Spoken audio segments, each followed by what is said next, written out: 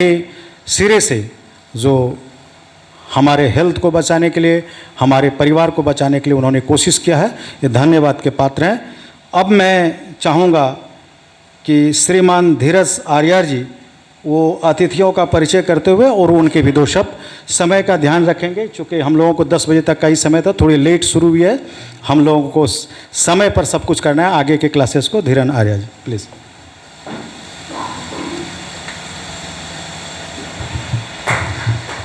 नमस्कार।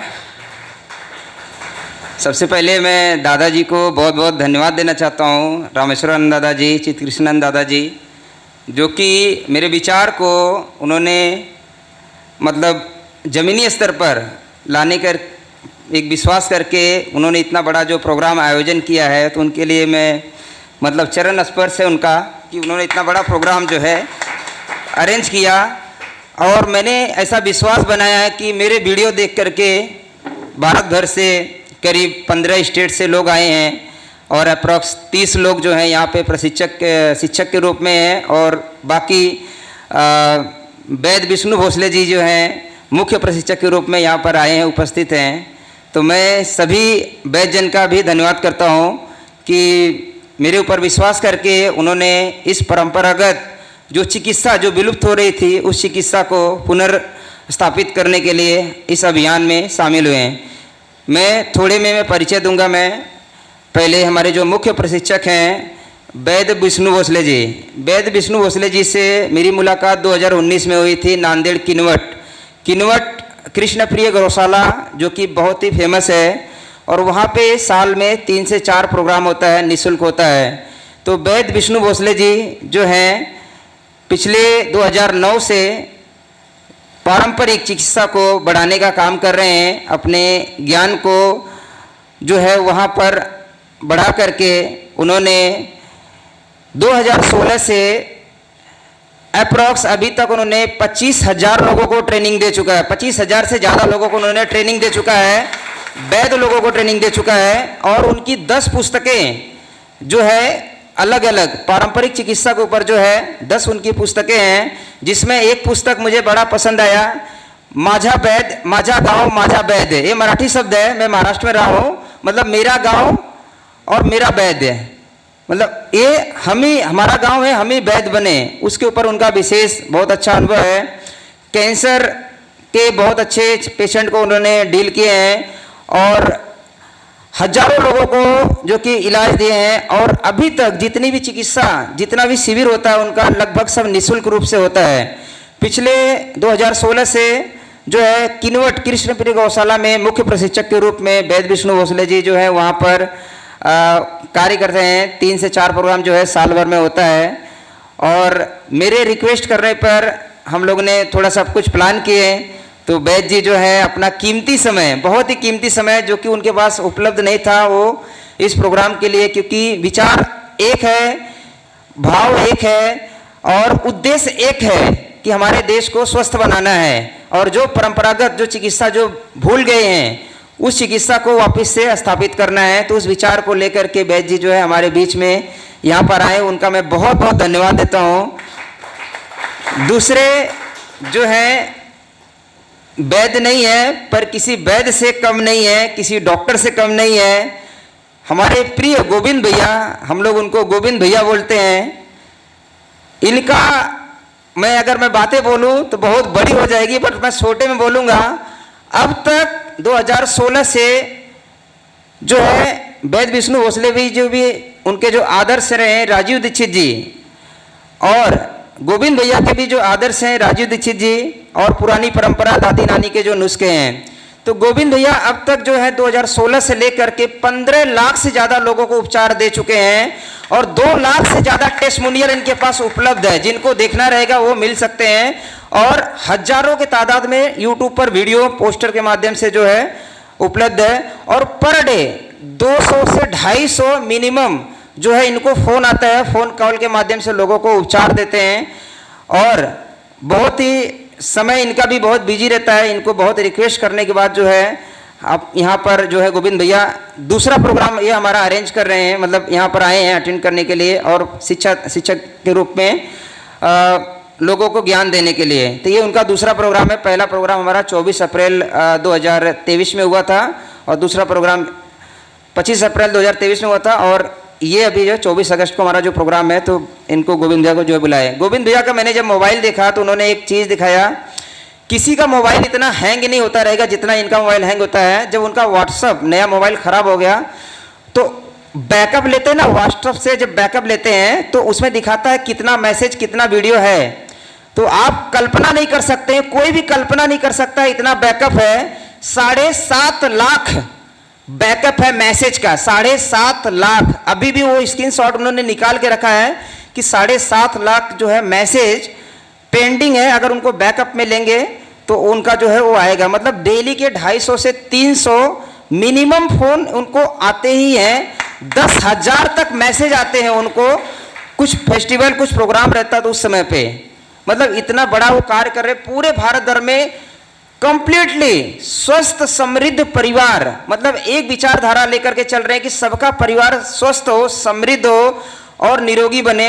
उस विचारधारा पे कार्य कर रहे हैं और टोटली निःशुल्क। कभी भी ये किसी से नहीं पूछते आप कहाँ से हो, किस जाति के हो। जैसे फोन आया, जैसे इमरजेंसी से कुछ दिक्कत हो, रसोई घर के महानायक हम इनको बोलते हैं। रसोई घर के माध्यम से जो है उपचार करते हैं। साथ में होम्योपैथी और आयुर्वेदिक औषधियों का, बायोकेमिक औषधियों का बहुत बढ़िया नॉलेज है।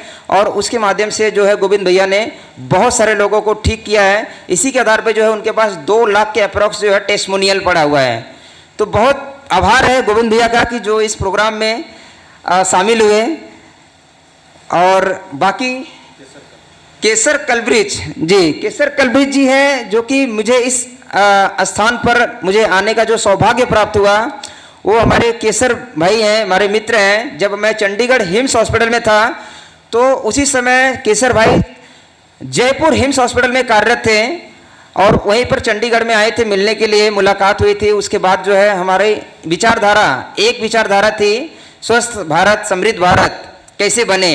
उस विचारधारा पर जो है हम लोग कार्य किए और केसर भाई जो है इस प्लेटफॉर्म पर लेकर आए। वर्ल्ड रिकॉर्ड होल्डर है केसर भाई। 25,000 से ज़्यादा कविता लिखे हैं। सामाजिक व्यवस्था के ऊपर विशेष तौर से कार्य कर रहे हैं। कैसे हमारी सामाजिक व्यवस्था जो है बदले, कैसे सबका घर और हमारा समाज, हमारा देश उन्नति करे, कैसे हमारा शोषण हो रहा है, उस शोषण को रोकने के लिए इन्होंने बहुत सारे अच्छे जो है कविता लिखे हैं और प्रोग्राम करते रहते हैं, लोगों को जागरूक करते हैं।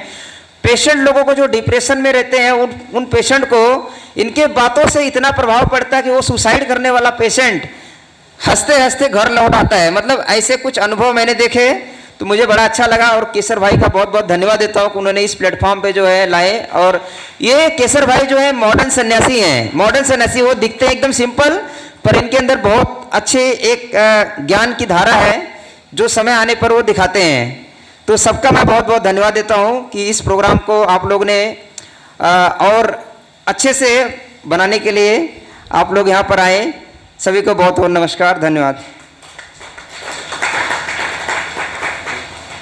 धन्यवाद हमारे श्रीमान धीरज आर्या जी को। आपने सुन चुके हैं कि आप लोगों को प्रशिक्षण देने कैसे महान विभूतियों का समागम आनंद नगर में हुआ है।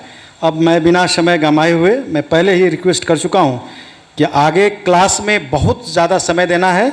फिर भी हमारी जो परंपरा के अनुसार मैं विशिष्ट अतिथि श्रीमान गोविंद शरण जी प्रसाद जी से अनुरोध करूंगा जो दिल्ली से आए कि 2 शब्द हमारे प्रशिक्षार्थियों के बीच।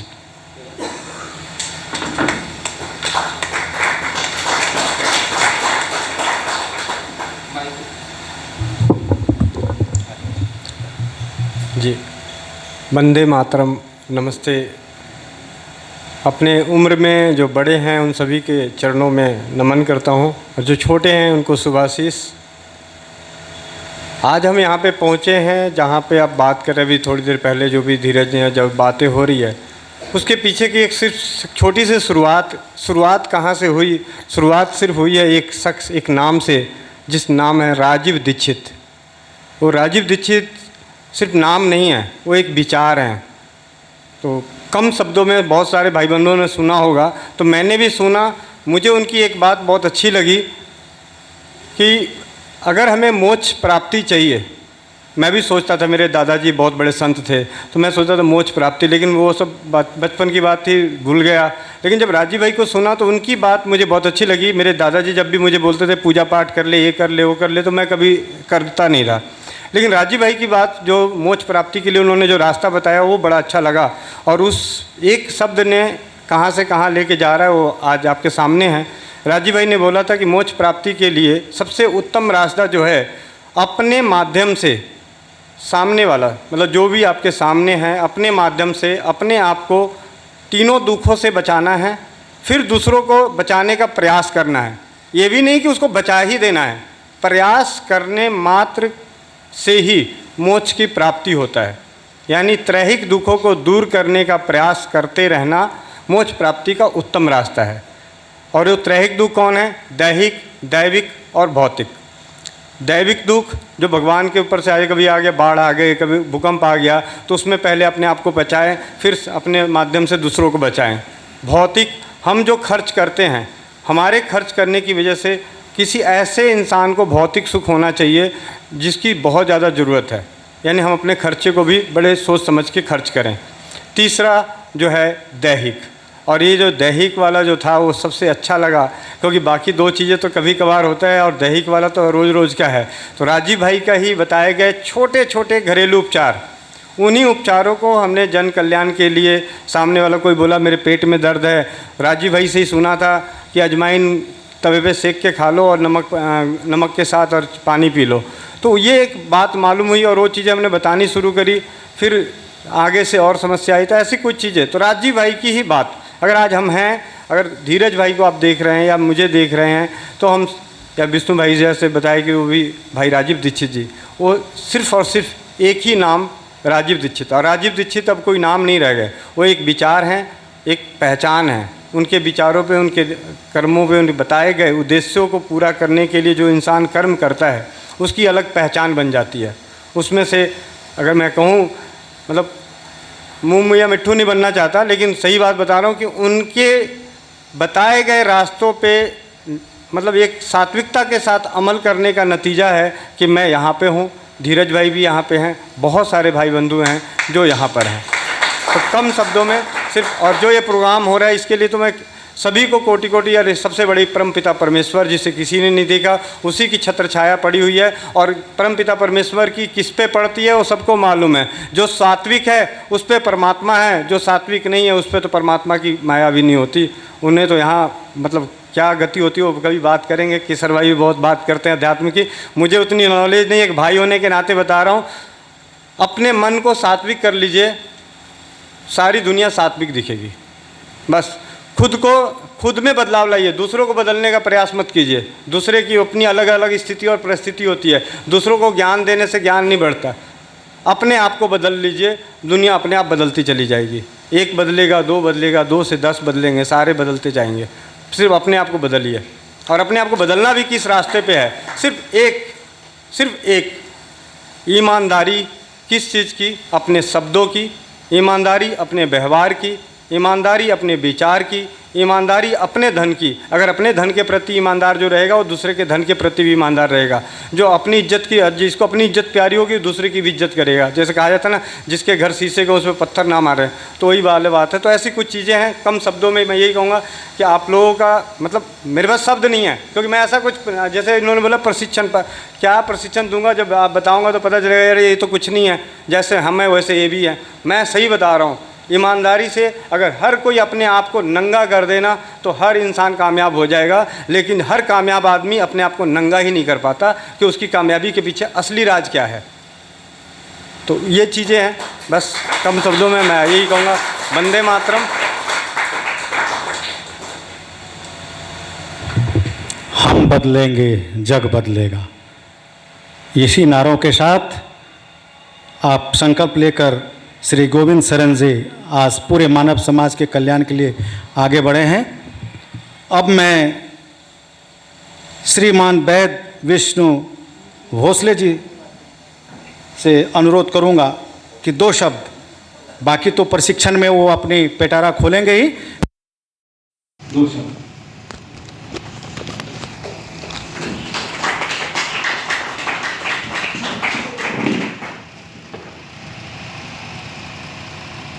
सभी को रामकृष्ण हरि वंदे मातरम। अभी हमारा परिचय तो चलते रहेगा। अभी अभी वो भाई ने बताया कि हम सबके सामने अगर नंगा हो जाएंगे तो सबको पता चलेगा हम क्या हैं। और उन्हें 2 शब्दों में कहा कि हम जो बताने वाले आपको भी पता होगा, आपको लगेगा कि हमारे रसोई का अजवाइन है, जीरा है, या सौंफ है, या काला नमक है, सेंधा नमक है। और सभी जो प्रचार है, दिनेश भाई का जो प्रचार चल रहा है कि हमारी जो रसोई घर है वही वो हमारा मेडिसिन है, मेडिकल है, ये हम सीखते जाएंगे। आपको ऐसा लगेगा कि